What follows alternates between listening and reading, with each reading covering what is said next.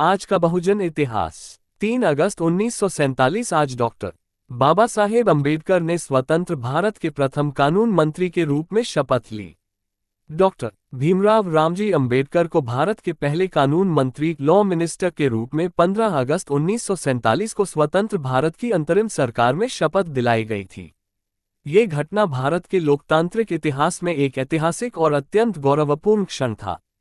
आइए इसके बारे में विस्तार से जानते हैं। डॉक्टर बाबा साहेब अम्बेडकर की कानून मंत्री पद की शपथ। तारीख 15 अगस्त 1947 भारत की स्वतंत्रता के दिन।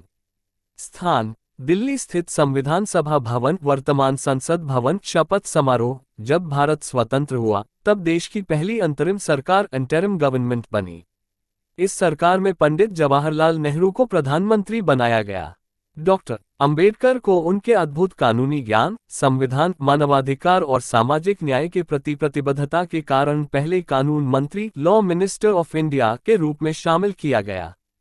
डॉक्टर अंबेडकर ने संविधान सभा और भारत की जनता के प्रति निष्ठा और ईमानदारी की शपथ ली। ये शपथ कुछ इस प्रकार थी।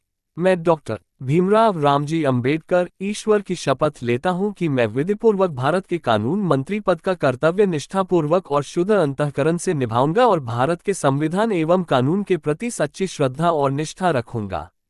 मैं भारत की प्रभुता और अखंडता की रक्षा करूंगा। डॉक्टर अंबेडकर वर्षों से दलित, पिछड़े और शोषित वर्ग के अधिकारों की लड़ाई लड़ रहे थे। उनके कानून मंत्री बनने से यह संदेश गया कि भारत में सामाजिक बराबरी और न्याय का युग शुरू हो चुका है। उन्होंने न केवल कानून मंत्री का कार्यभार संभाला, बल्कि भारतीय संविधान के निर्माण में ड्राफ्टिंग कमेटी के चेयरमैन के रूप में सबसे अहम भूमिका निभाई। कानून मंत्री के रूप में डॉक्टर अंबेडकर की भूमिका: 1. भारतीय संविधान का प्रारूप तैयार करना। 2. समाज में समानता, धर्मनिरपेक्षता और मौलिक अधिकारों को स्थापित करना। 3.